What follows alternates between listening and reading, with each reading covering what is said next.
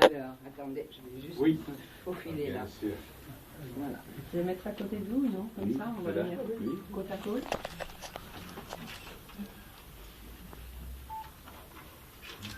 Alors, c'est une lettre du vieil Rembrandt à sa belle Hendrich.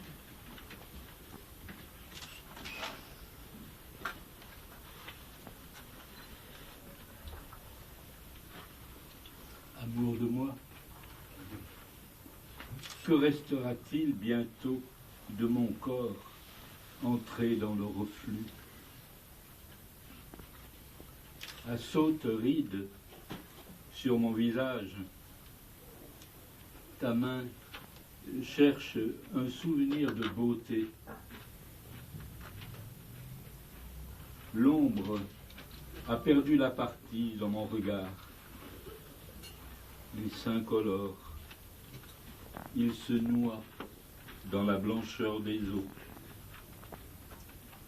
Ce ne sont pas larmes retenues, c'est amnios résiduel, antérieur à toute vision et débordant, sans pudeur. Je te souris dans la débâcle de mi-temps. Mes lèvres buboniques ne t'effraient pas encore. Ta bouche vient s'y presser, comme ferait un enfant aveugle qui embrasserait son chien. Mon souffle n'est plus ce qu'il était. Mes bras non plus. Ils sont chétifs dans l'étreinte et étroits dans la douleur. J'ai le ventre boudiné et la peau flasque.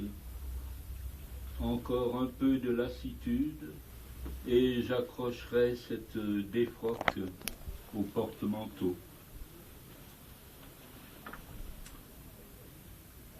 Ce n'est pas l'esprit qui souffle le plus. Entre organum et trompette, mon boyau lâche de l'air à tout venant.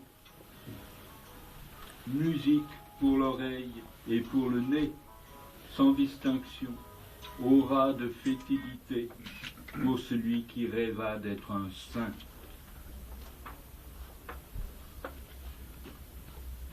Ma peau a séché, la canicule a frappé le vieux crapaud sur le chemin désert.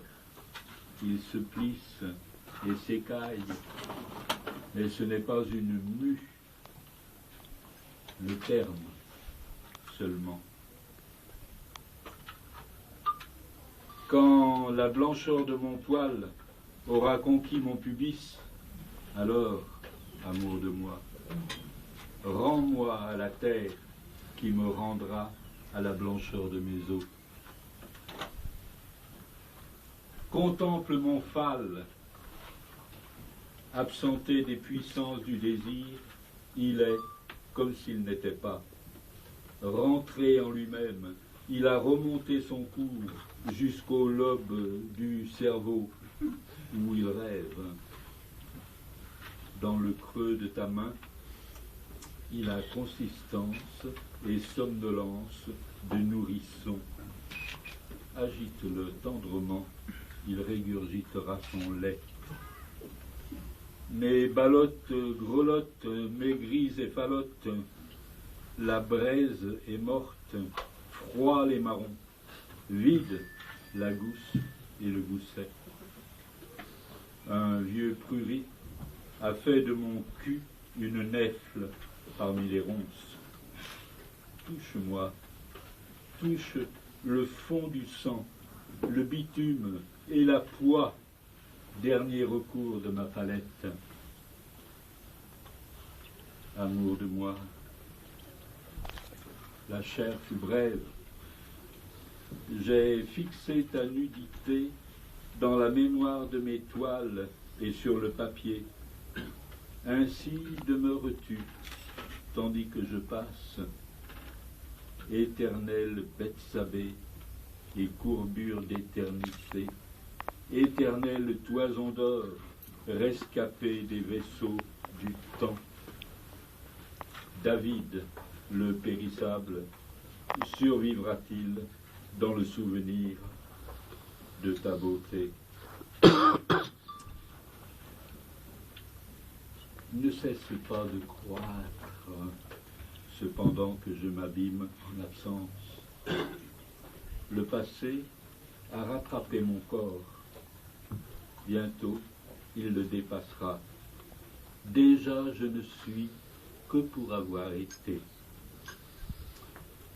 Sur le chevalet noir, mon dernier portrait me dévisage.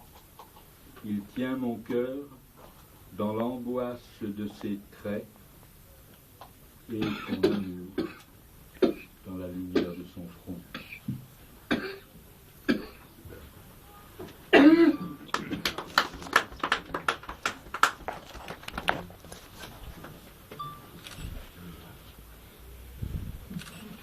Ce n'est pas votre seul corps, mais ça, vous le savez depuis longtemps. Vous m'aviez appris que la lumière ne...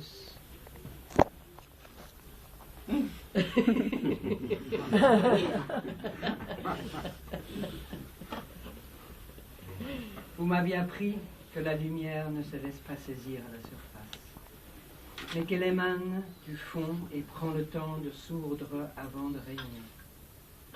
Un long pressentiment. C'est ainsi que mon regard, suivant la voie que vous lui avez apprise, vient au-devant de vos chairs.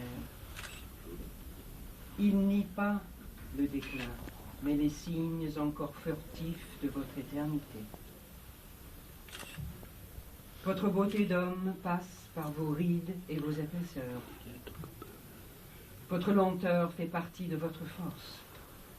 Vos défaillances n'affectent pas votre puissance, d'amour comme de création. Elles sont insignifiantes, scories du soleil dans l'infini sidéral. Entre vos doigts, face au monde comme à la menthe, ce n'est pas le phale qui fait la loi, mais vos pinceaux, inventeurs d'une chair inédite et révélateurs de l'esprit dans le désir et dans ses rêves. Vous êtes enterré, vous êtes entré dans la femme que je suis.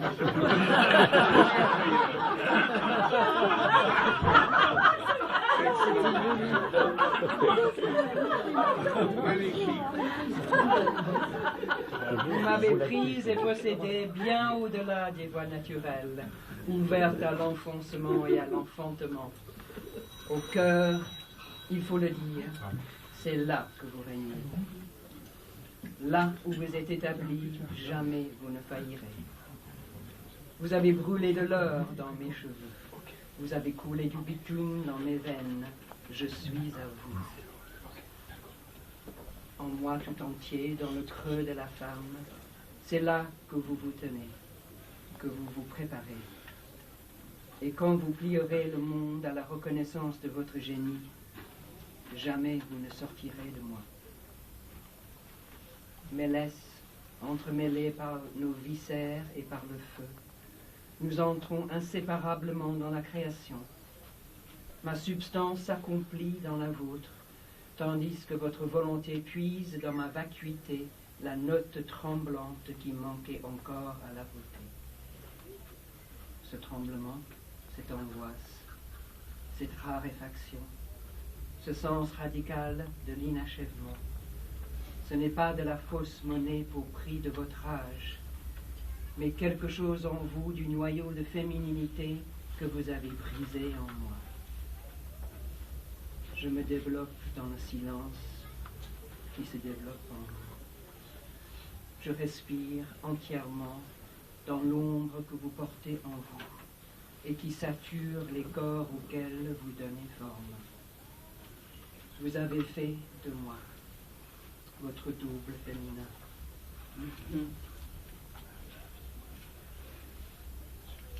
En nous, l'apparence de beauté s'énavrera. C'est à la 4e saison que le destin nous conduit. Seul demeure l'œuvre au-delà du temps, et seul l'amour qui en fut la nécessité. Embrassez-moi, mon Seigneur, car je suis ivre. Écoutez-moi, car je ne sais ce que je dis. Je dis, je t'aime. Faites de moi la chose à la pointe de votre pinceau, comme vous m'avez faite la femme, selon l'inspiration de votre désir.